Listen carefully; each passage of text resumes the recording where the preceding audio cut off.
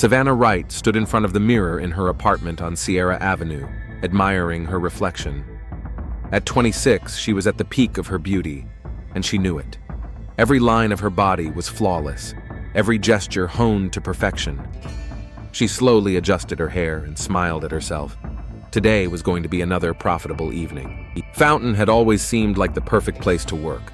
With a population of 200,000, it was large enough to have serious money, but small enough for her to learn who all the influential players were. Its proximity to Los Angeles meant a constant stream of businessmen and politicians looking for discreet entertainment away from the prying eyes of the capital's press. "Time to work," she whispered, checking her phone. 3 messages were waiting for a reply, and each one meant at least $500 for the evening. But Savannah had long since stopped settling for simply trading time for money. She had more ambitious plans. Her first call was to Detective Marcus Cole. Their collaboration had begun 8 months earlier, when the Fontana police were looking for informants in the world of high-end prostitution. Savannah quickly realized that this connection could be more than just a cover, but a powerful tool for leverage. "Cole," a hoarse voice came over the line. "Hi, Detective. It's Savannah. I have something interesting on the Morales case." Juan Morales was a small-time drug dealer whom the police were trying to link to a larger network. Savannah did have useful information. One of her clients had carelessly boasted about his connections to the drug trade, but she never told the whole truth at once. The information had to be doled out slowly, stretching the cooperation as long as possible. "Talk." Cole sounded interested. "Not on the phone. Meet me at the usual place in an hour?" "Deal." Savannah hung up and smiled smugly. The meeting with the police gave her an alibi for the evening and further strengthened her position as a law enforcement assistant. But most importantly, she planned to use this information to pressure her client, who had been so careless with his talk about drugs. An hour later, Savannah sat in the far corner of Danny's Cafe on Foothill Boulevard, watching Detective Cole leisurely sip his coffee. The man looked tired. Gray streaks in his dark hair and wrinkles around his eyes betrayed years of working with the worst of humanity. "So, what do you have on Morales?" he asked without preamble. Savannah leaned closer, feigning confidence. "One of my clients mentioned that Morales doesn't work alone. He has patrons among the local business community. Someone supplies him with goods and provides protection." "Names?" "I'm not ready to give you any names yet. I need more time to gather solid evidence. I don't want to frame innocent people." That was a lie, of course. Savannah knew the names very well, but the information was too valuable to give away for free. Instead, she planned to use it against the client himself. Cole nodded. "Understood. But don't drag it out too long. We need results." "Of course, Detective. I'm on your side." After the meeting, Savannah drove downtown, where she rented a small office under the guise of a consulting firm. In reality, it was a place where she met with special clients, those who demanded maximum discretion and were willing to pay for it. Today she was meeting James Wilson, the owner of a chain of car dealerships. He was a middle-aged man, married with 2 teenage children. Savannah had been seeing him for 3 months, and he had recently carelessly told her about his tax fraud. It was this information that became the key to her new strategy for getting rich. "James, dear," she cooed when he entered the office. The man looked nervous, which only confirmed her suspicions. "Savannah, we need to talk," he began, but she stopped him with a gesture. "Of course we'll talk, but first, I have a small favor to ask." She took a voice recorder out of her purse and pressed play. Wilson's voice, slightly drunk and relaxed, talked about how he was hiding his income from the tax authorities using shell companies. The man's face turned pale. "Where did you get this?" "Last month, after our dinner at Antonio's. You were so talkative." Savannah smiled coldly. "You know, James, my memory is selective. Sometimes I forget the most interesting conversations, especially when I want to buy something nice. Let's say, for $5,000 a month, my memory can become quite poor." "That's blackmail." "It's business, dear. You get my silence and continue our pleasant meetings. I get a little compensation for the discomfort of keeping other people's secrets. Everyone's happy." Wilson clenched his fists, but Savannah wasn't afraid. She knew the type of man he was. Too much to lose, too little courage to take decisive action. I don't have that kind of money just lying around, he muttered. You'll find it. You have 3 days. And James, she stood up and approached him. Don't you dare do anything stupid. I have friends in the police. If anything happens to me, they'll get a very interesting collection of records. After he left, Savannah poured herself a glass of expensive wine and settled into a leather armchair. On the table lay files on 5 clients, each containing compromising information. Wilson was just the beginning. Next on her list was Richard Holloway, the owner of a distillery. Rich, influential, with an impeccable reputation as a family man. Savannah had been seeing him for 6 months, and he was one of her most generous clients. But she had recently learned an interesting detail about his finances. All his assets were registered to his wife and children. This meant that a scandal would not only destroy his reputation, but also leave him penniless. The phone rang, interrupting her thoughts. The display showed Holloway's name. Hi, handsome, she replied in a honeyed voice. Savannah, can we meet today? I booked a table at Le Chateau. Of course, dear. 8 o'clock? Great. See you then. Savannah hung up and stretched. Tonight's dinner was supposed to be a reconnaissance mission. She planned to carefully find out more details about Holloway's financial situation before taking any action. For now, he was too valuable a client to rush things. But sooner or later, it would be his turn to fall victim to her new business plan. Savannah was certain that a man like Holloway would pay any price to keep his perfect family life intact. She glanced at her watch. 2 hours to go before her meeting. Enough time to freshen up and prepare for her next performance. After all, she wasn't just a beautiful woman. She was an actress, a businesswoman, and a strategist all rolled into one. And the city of Fontana, with its rich, smug men, was her stage. Richard Holloway woke up at 6 in the morning, as he had done every day for the past 25 years. His mansion on Highland Avenue was silent. His wife, Patricia, and children were still asleep. These were his favorite moments of the day. Silence, peace, the opportunity to be alone with his thoughts before putting on the mask of a successful businessman and family man. Holloway went to his home gym and began his usual morning workout. At 48, he was in excellent physical shape, which required discipline and constant effort. Like everything else in his life, his marriage, his business, his social standing, it all demanded constant work on his image. Holloway Distillery was his life's work. The whiskey distillery, founded by his father in the 1970s, had grown under Richard's leadership into a thriving business with an annual turnover of $50 million. Their Fountain Gold was sold all over the West Coast, and they had recently begun exporting to Japan. But success came at a price. Constant pressure, endless meetings, political games with city officials and competitors, and at home, there was Patricia with her law practice, and the children with their problems and ambitions. Sometimes Richard felt like he was living in a fishbowl, where his every move was being watched. That's why, 6 months ago, he turned to the services of an escort agency. It wasn't because of problems in his marriage.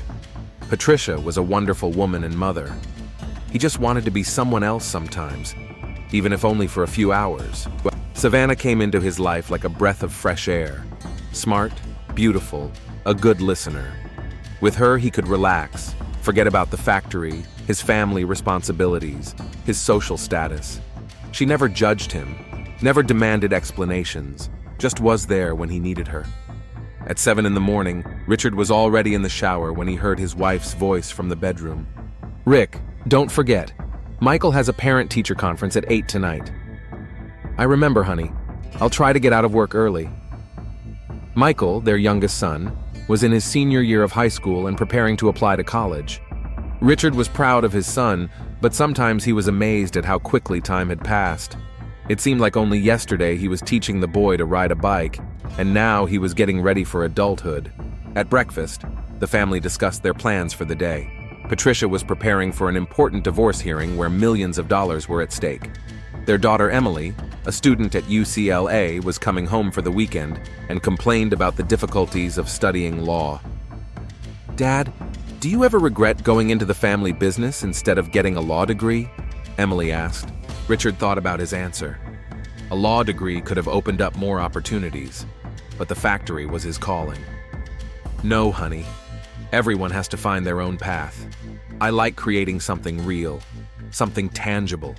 Our whiskey exists. People buy it and enjoy it. It gives me a sense of purpose." Patricia smiled at her husband. "But I chose a profession where I help people solve their problems. Yesterday I helped a woman get her fair share of property after a divorce. Her husband tried to hide his assets, but we found them." "How did he hide them?" Michael asked. "He transferred everything to relatives and shell companies. He thought his wife wouldn't be able to prove anything. But I've been working in this field for 20 years. I know all their tricks." Richard listened attentively to his wife. The subject of asset protection had always interested him. In their case, most of their property was registered in Patricia's name and that of their children, on the advice of their family lawyer. This provided tax benefits and protected the factory from possible lawsuits. At 9 in the morning, Richard arrived at the factory. Holloway Distillery was located in the industrial zone of Fontana, in a complex of buildings with a total area of 15,000 square meters. Modern equipment, strict quality standards, a team of 120 employees, all this was the result of years of hard work. His assistant, Mary Johnson, was already waiting with his morning coffee and a summary of the day's tasks. "Mr. Holloway, you have a meeting with representatives of our Japanese partners at 10, negotiations with barley suppliers at noon, and a meeting with the marketing team about the new advertising campaign at 3. What about the application for production expansion? The City Planning Commission will review it next week. Mr. Thompson from City Hall has promised his support." Richard nodded. The expansion was critical to export plans but required approval from a number of city departments. In such cases, his position in the city community, member of the Chamber of Commerce, sponsor of local charities, major taxpayer, helped. The meeting with the Japanese went well. They wanted to double their purchases, provided that quality remained consistent and deliveries were on time. That meant an additional $5 million in revenue per year, but it required investment in new equipment. Over lunch, Richard met with Tom Anderson, the manager of a local bank, to discuss financing for the expansion. They had been friends since school, and their business relationship had always been straightforward and open. $12 million is a serious amount, said Tom, studying the business plan. But your performance over the last few years is impressive.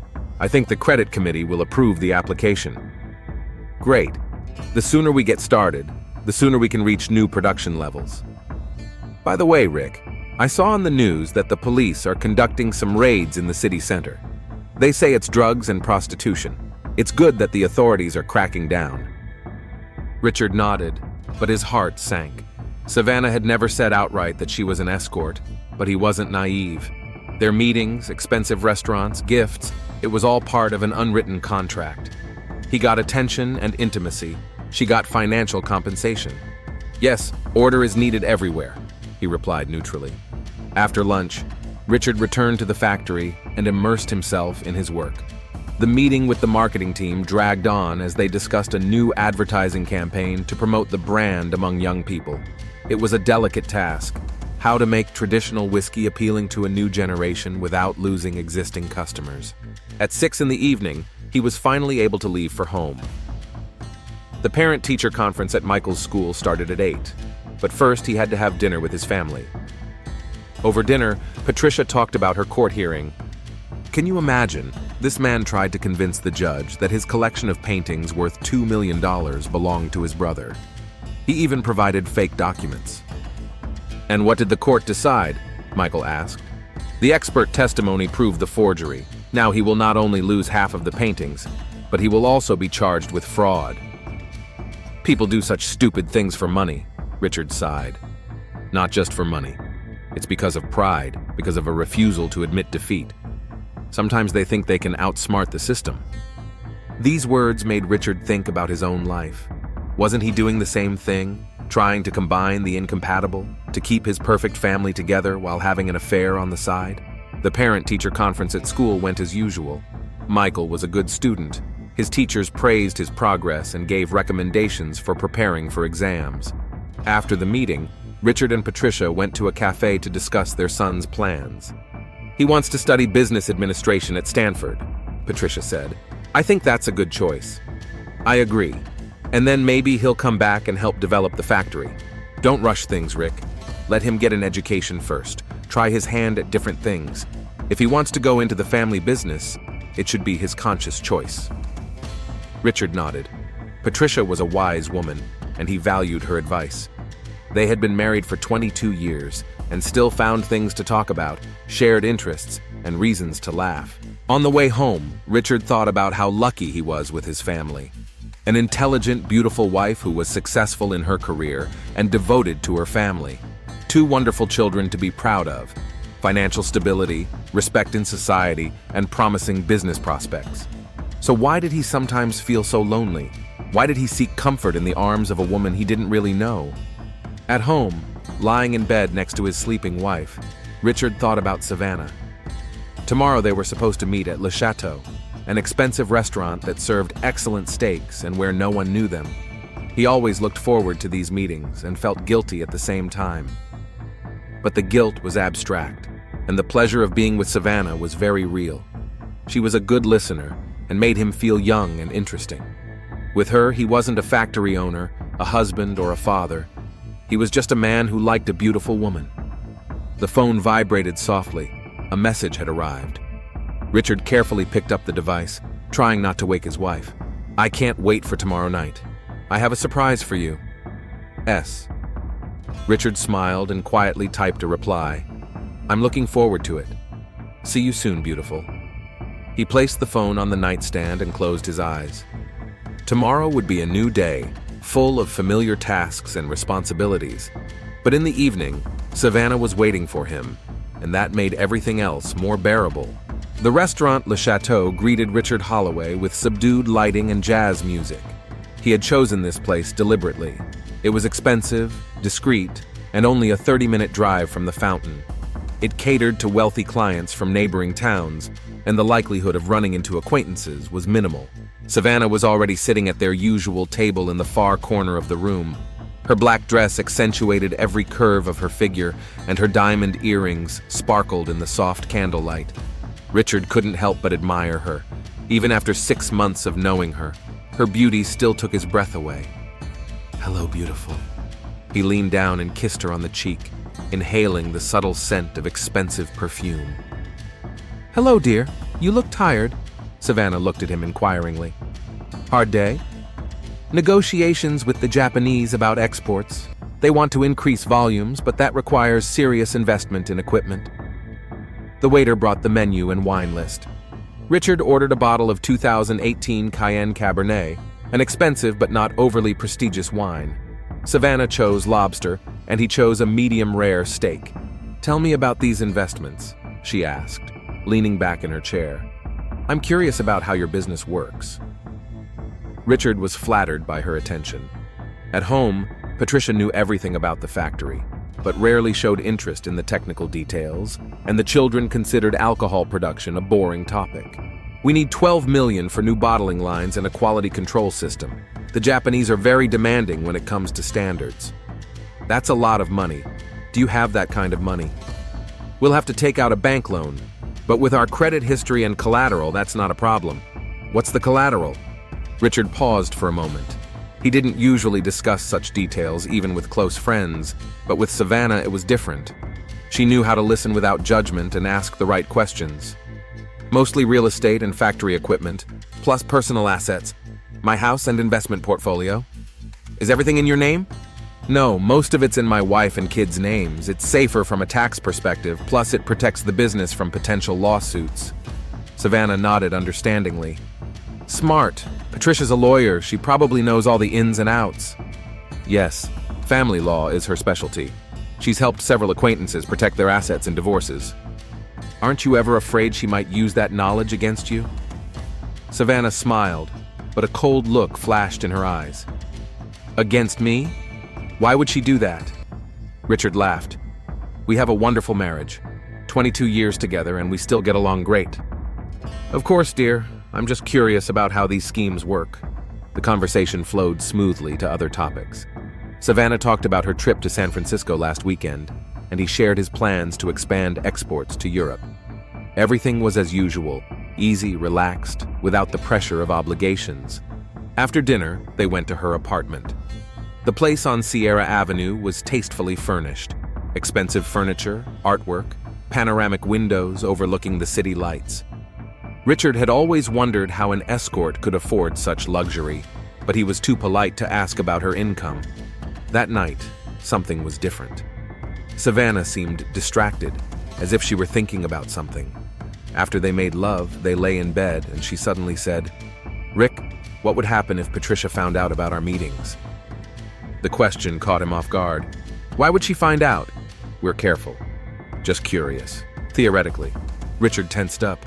Even the thought of it made him panic. It would destroy my family. Patricia would never forgive me for cheating on her. And what would happen to the factory? To the money? In a divorce, she'd get half of everything, maybe more, considering she's a lawyer and knows how to protect her interests. What about the children? The court would probably give them to their mother. I'd have to pay child support and see them on weekends, like a typical divorced father. Savannah was silent, but Richard could sense her thinking about his words. An unpleasant feeling crept into his soul. "Savannah, you're not..." "What am I? Just curious. Go to sleep, dear." But sleep would not come. Richard lay next to the peacefully snoring woman and thought about how vulnerable his world was. One careless word, one chance encounter, and everything would collapse like a house of cards. In the morning, he left early, citing an important meeting. Savannah walked him to the door with her usual smile, but there was something new in her eyes, the cold satisfaction of someone who had gotten the information they needed. The next 2 weeks passed relatively calmly. Richard immersed himself completely in his work, negotiating a loan with the bank, coordinating expansion plans with city officials, preparing for an audit by Japanese partners. Savannah didn't get in touch, and he almost forgot about his worries, until a message arrived. "I need to meet with you, urgently. Not at a restaurant, at my office on Fontaine Street. Come tomorrow at 7 in the evening. S." The tone of the message was completely different, harsh, businesslike. Richard reread it several times, trying to understand what had changed. Maybe she had problems? Needed help? Savannah's office was located in a business center in the city center. The modest sign, "Right Consulting," did not attract attention. Richard went up to the 3rd floor and knocked on the door marked 314. "Come in." Savannah's voice sounded cold. The office was decorated in a business style. Leather furniture, a large desk, bookshelves. Savannah sat at the desk in a strict gray suit, looking more like a lawyer than the woman with whom he had spent intimate evenings. "Sit down, Rick. We need to talk." "Is something wrong? You look different." Savannah opened her laptop and turned the screen toward him. The display showed photos of the two of them in a restaurant, at the entrance to her house, and in an intimate embrace by the window of her bedroom. "Where did you get this?" Richard's voice dropped. "It doesn't matter where. What matters is what we do about it. Savannah, if this is a joke, it's not funny." "This isn't a joke, dear. It's business." She closed her laptop and folded her hands on the table. "You see, my expenses have been going up lately. The apartment, the car, clothes, travel, everything is getting more expensive, and my income hasn't changed. I've always been generous with you. Generous, but not enough. I need $10,000 a month." "What?" Richard jumped up from his chair. "You're out of your mind." "I'll be careful with my language." Savannah's voice turned icy. $10,000 is a reasonable price for my silence. The alternative is that your wife gets the entire collection of photos with a detailed account of our relationship. That's blackmail. It's a business proposal. You get a guarantee of confidentiality. I get fair compensation for the inconvenience. Richard sank back into his chair. His world began to crumble. "I don't have that kind of money in cash." "You'll find it. You have a thriving business, a line of credit at the bank. $10,000 is pocket change for you. Patricia handles all our finances. She'll notice an expense like that." "That's your problem, Rick. You have a week. What if I refuse?" Savannah took out her phone and showed him the contact, Patricia Holloway Mobile. "Then your wife will receive an interesting package. Photos, videos, a detailed account of how her loving husband has been cheating on her for the last 6 months." "You're a bitch," Richard whispered. "Watch your language, and remember I have connections in the police. If anything happens to me, they'll get some very interesting material." Richard stood up and headed for the door. His hand trembled as he reached for the handle.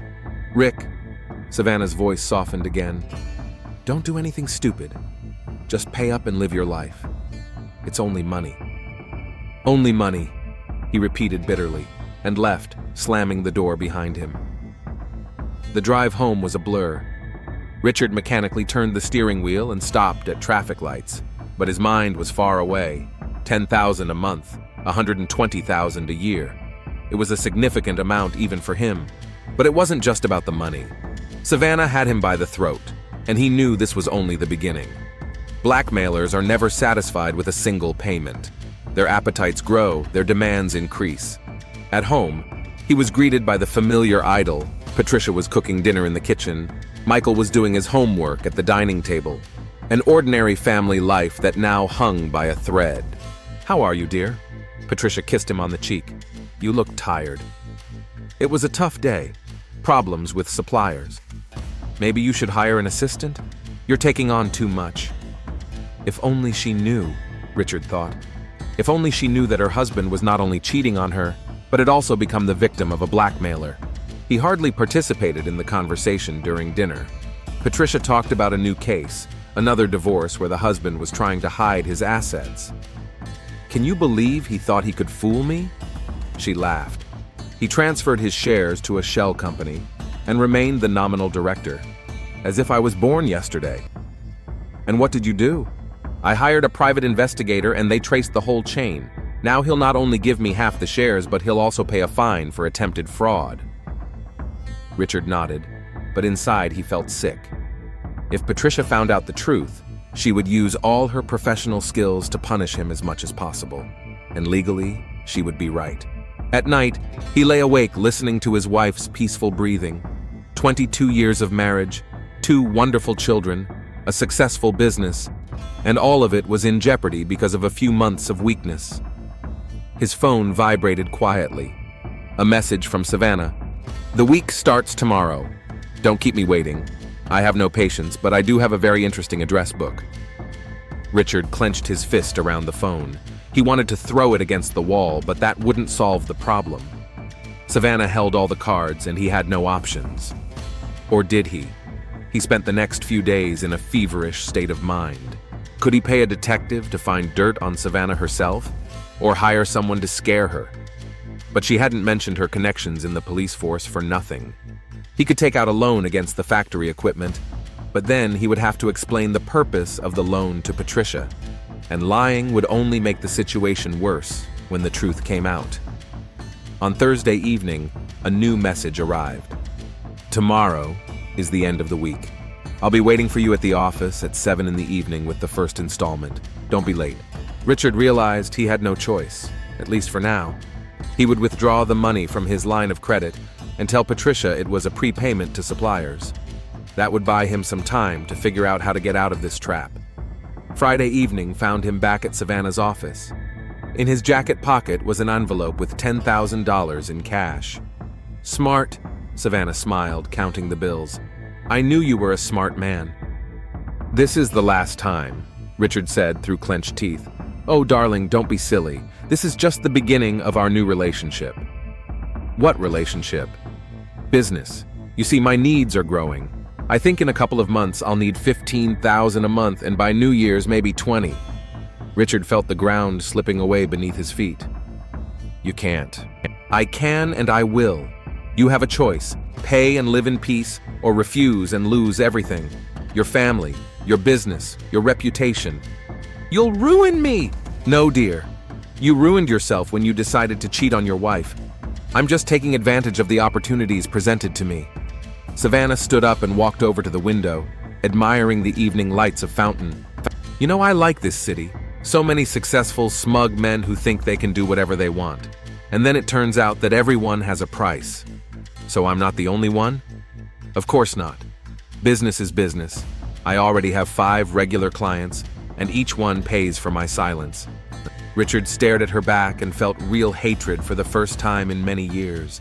This woman was destroying lives for her own whims, enjoying her power over people. "See you in a month, dear." Savannah turned to him with a predatory smile. "And remember, no nonsense. I have a plan in case something happens to me." Richard silently headed for the exit. At the door, he turned around. "You'll regret this." No, Rick. You will regret it, if you're not smart. Richard Holloway didn't sleep a wink after his meeting with Savannah. Lying next to his peacefully sleeping wife, he mentally ran through the options, but every path led to a dead end. Savannah had him by the throat, and with each passing month, the noose tightened. $20,000 a month by New Year's. $250,000 a year. It was impossible to hide such sums from Patricia, who controlled the family budget with an accountant's precision. And if his wife started digging, Richard knew her professional skills well enough to realize that she would find the truth. On Saturday morning, he sat in his home office studying the factory's financial reports. The numbers blurred before his eyes, his thoughts constantly returning to Savannah's words. I already have 5 regular clients. So he wasn't the only fool who had fallen for her tricks. Dad, are you okay? Michael peeked into the office. You look sick. Just tired, son. Lots of work. Why don't you take a break? Mom suggested we all go to the lake for the weekend. Richard looked at his son, a tall, athletic young man who would soon be a Stanford student. Michael believed in his father and was proud of his achievements. What would he think when he found out the truth? Sure, son, that's a great idea. But the trip to the lake brought no relief. Richard mechanically participated in family activities, smiled, answered questions, but inside he was gripped by terror. Every glance from Patricia seemed suspicious, every word from the children a reproach. On Sunday evening, when the family returned home, a message arrived from Savannah.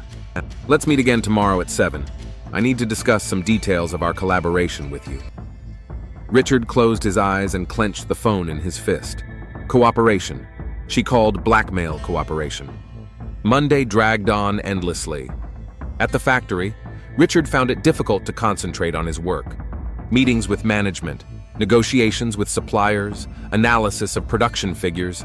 It all seemed unreal, as if it were happening in a parallel world. At 6 in the evening, he got into his car and drove to Savannah.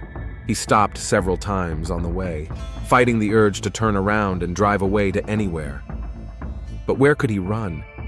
She had photos, recordings, evidence. She would find a way to get to him. The apartment on Sierra Avenue greeted him with its usual luxury. Savannah opened the door in a silk robe, smiling like a hostess welcoming a long-awaited guest. Come in, dear. Would you like some whiskey? No, thanks.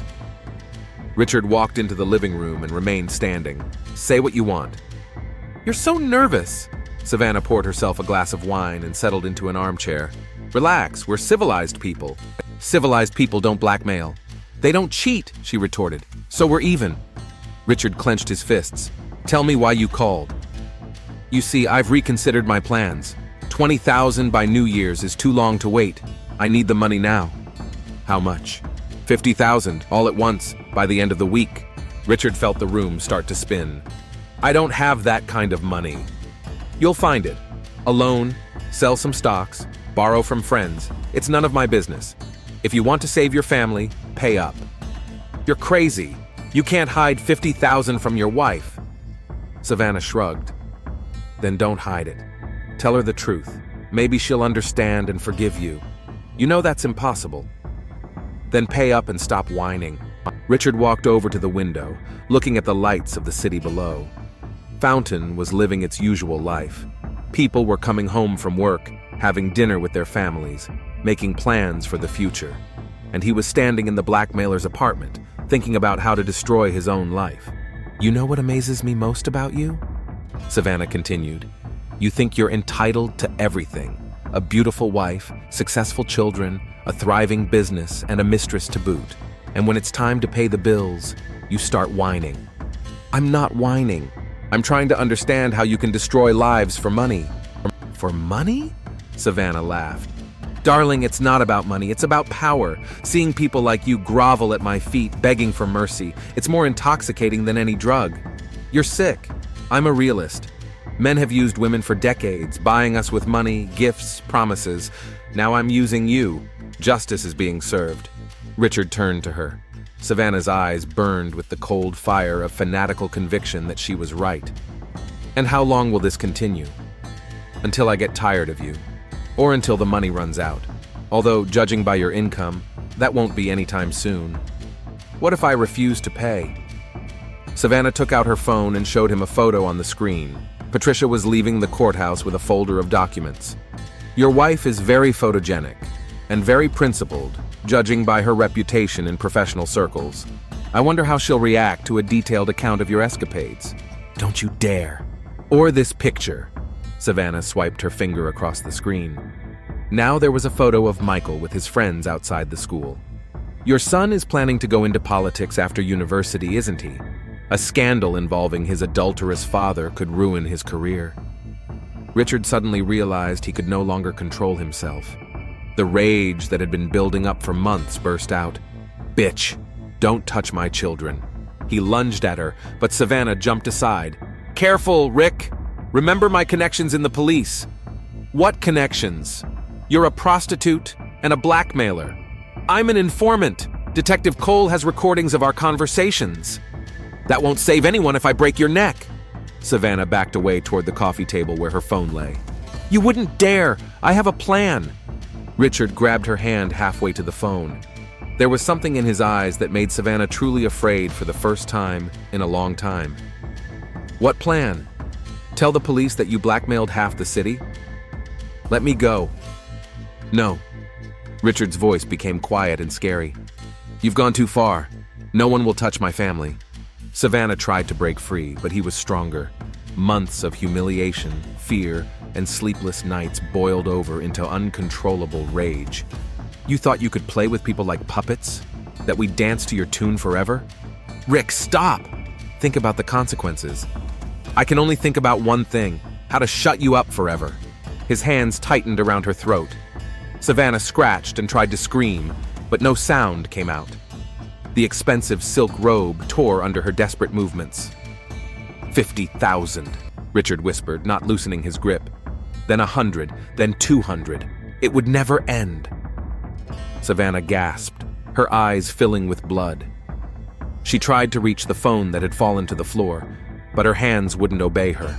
My family, my children, they didn't deserve this. Savannah's movements grew weaker.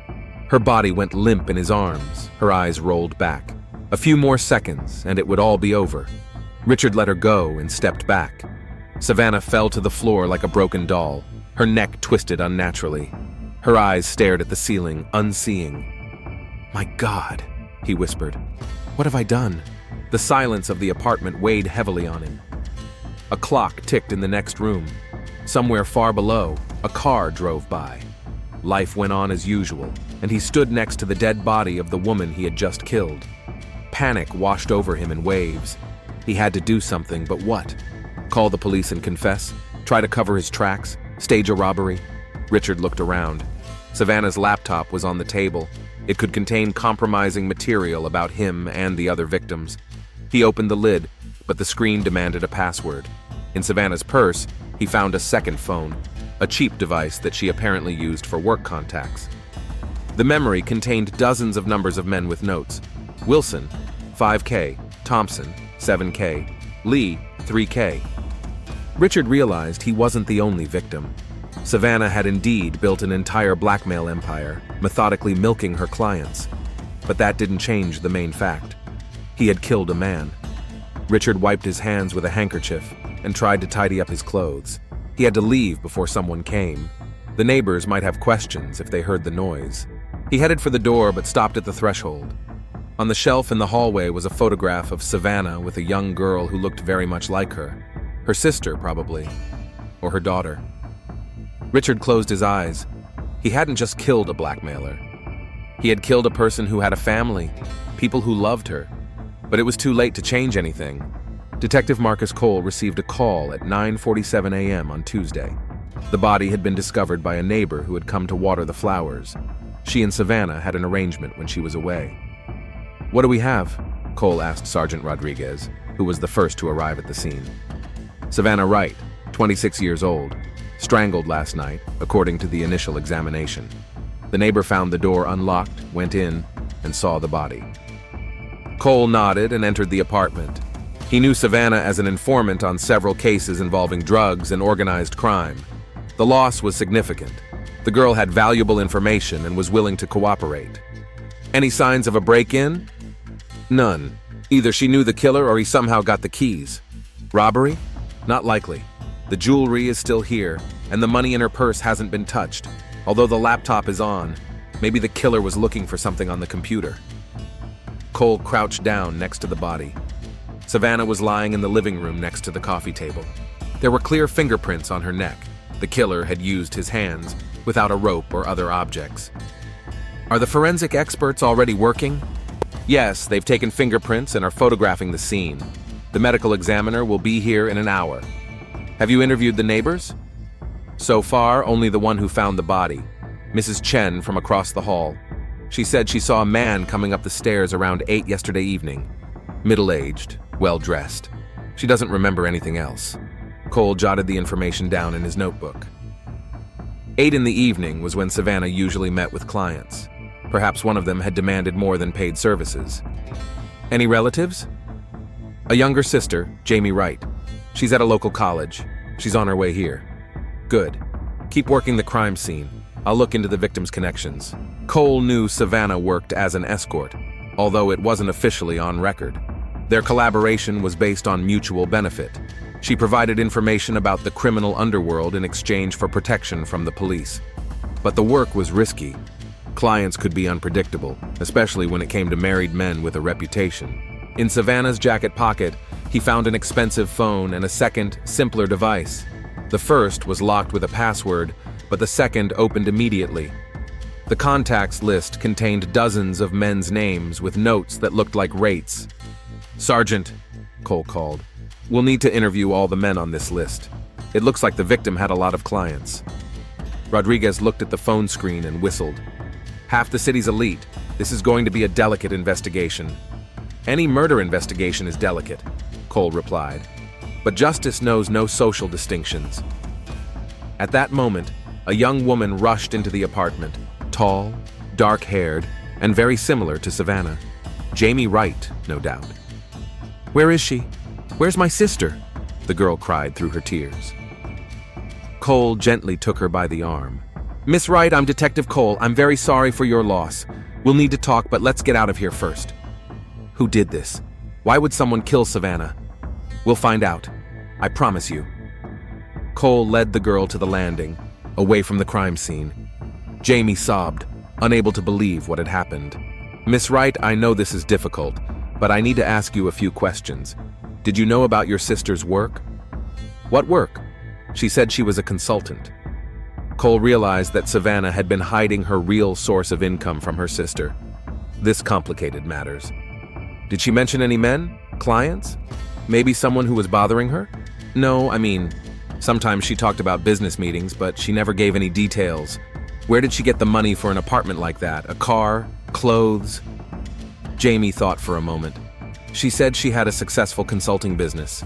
She helped companies with marketing strategies. Lies from start to finish. Savannah had carefully hidden her activities even from her close relatives. "Miss Wright, I'm afraid your sister wasn't doing what she told you. We'll have to look into every aspect of her life to find the killer." Jamie looked at him with wide eyes. "What do you mean?" "It's too early to draw conclusions, but be prepared to learn things about your sister that you didn't know before." Cole realized this was going to be a difficult case. The murder of an escort with a wide circle of influential clients, a family that knew nothing about her true activities, and the need to dig into the personal lives of people who had power and connections in the city. But he had no choice. Savannah Wright was not only a police informant, but also the victim of a crime, and he would find her killer, no matter what obstacles stood in his way. Cole spent the night studying the contents of Savannah's phones. The second phone turned out to be a gold mine. Detailed records of meetings, payment amounts, even audio recordings of some conversations. The picture that emerged was ugly. Savannah Wright wasn't just providing intimate services, she was methodically collecting dirt on her clients. On Wednesday morning, he called Sergeant Rodriguez to his office. "What did the forensic team find?" "Several sets of fingerprints, but most of them are already in the database. The victim herself, the neighbor who found the body, the cleaning lady. There's one unidentified set on the coffee table and the doorknob." "DNA?" "We're waiting for the results. They found skin fragments under the victim's fingernails. She must have scratched her attacker. Cole nodded. Let's start interviewing the customers, but be careful. Half of them may file a complaint with the mayor after the first question. The first was James Wilson, a car dealership owner.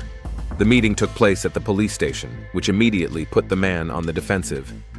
"Detective, I don't understand why you called me here," Wilson said, nervously fiddling with his tie. "Mr. Wilson, we're investigating the murder of Savannah Wright. Your phone number was in her contacts." "I don't know anyone by that name." Cole placed a printout of phone calls on the table. 37 calls in the last 3 months. Some lasted over an hour. Wilson paled. "Okay, yes, I knew her. We saw each other occasionally."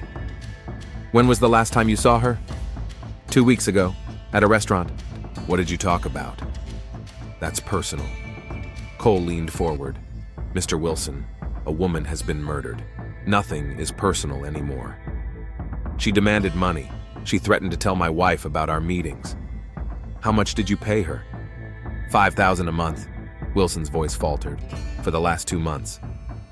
"Where were you on Monday night?" "At home with my family. You can check."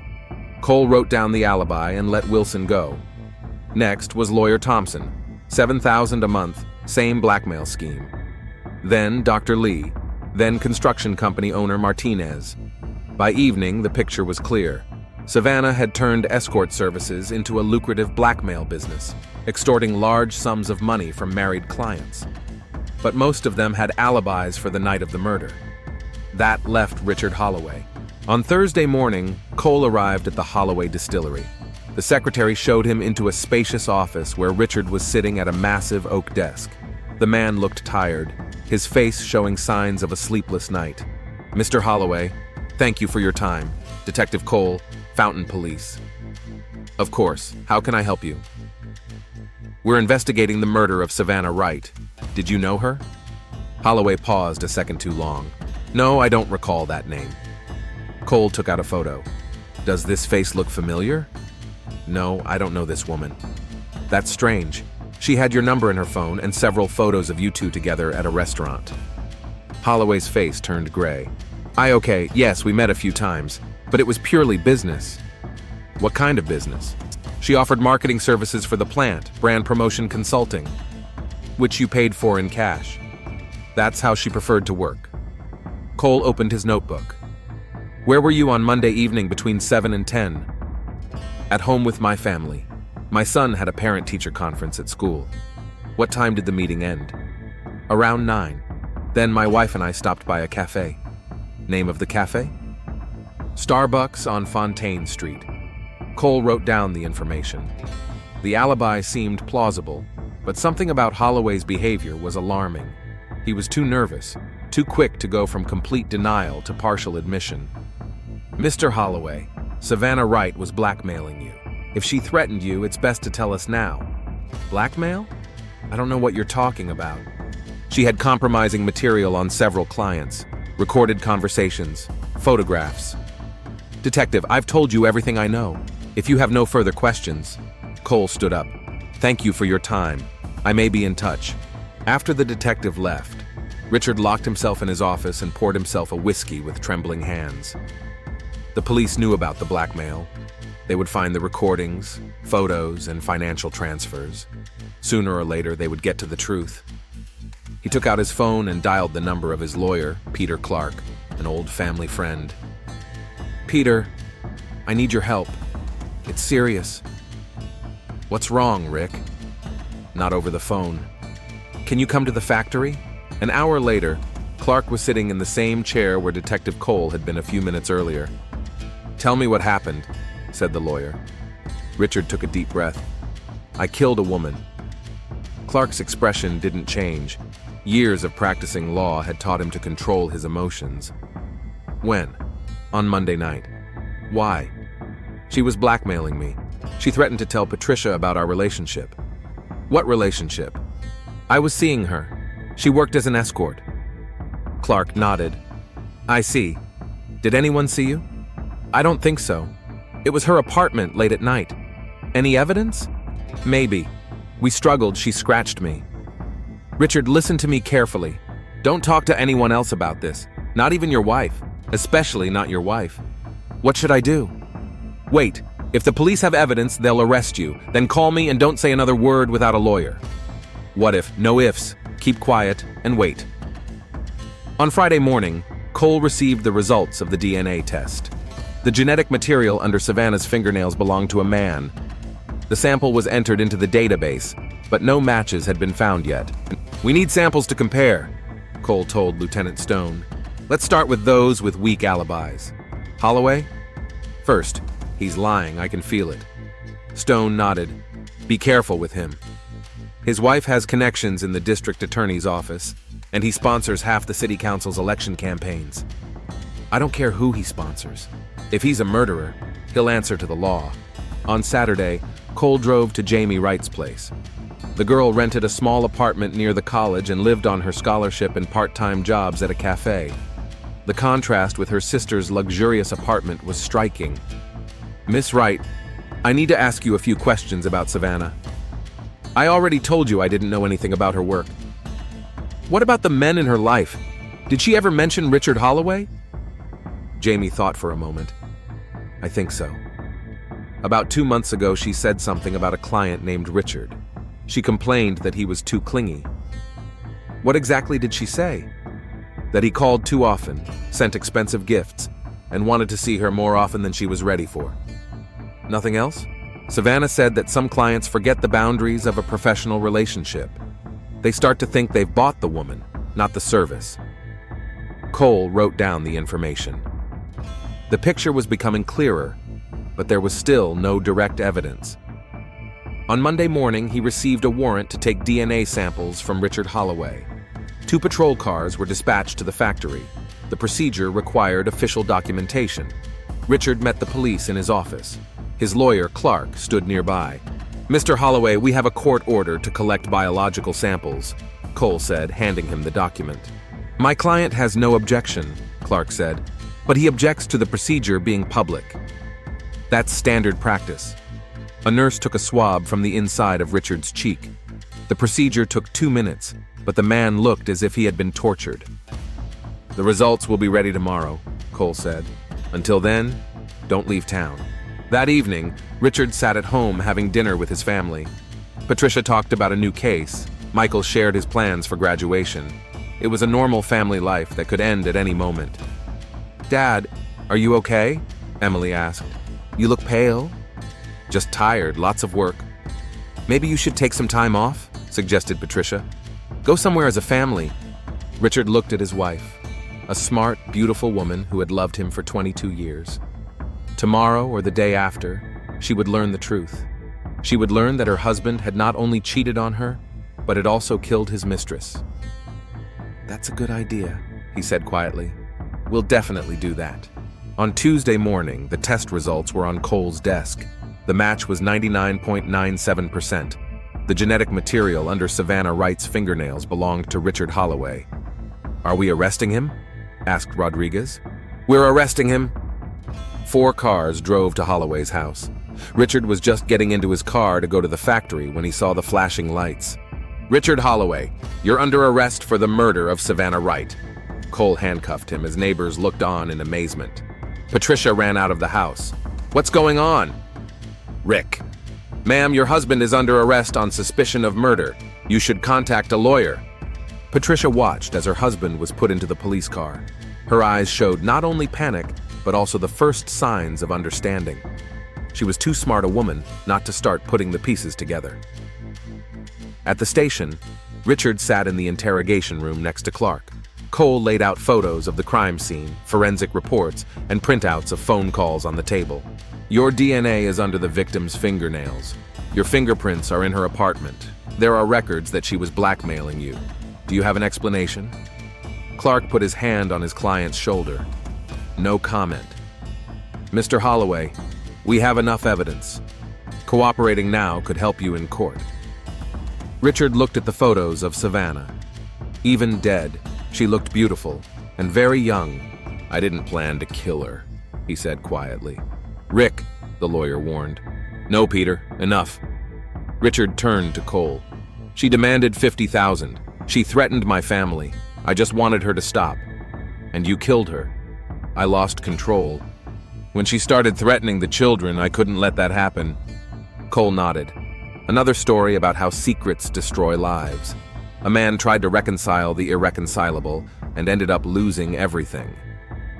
Richard Holloway, you are charged with first-degree murder. The trial lasted 3 months. Patricia filed for divorce before the trial began, taking the children and half of the property. The factory had to be sold to pay for lawyers and compensation to the victim's family. Richard was sentenced to 25 years in prison. In his cell, he often thought about how one wrong decision had destroyed the life of an entire family.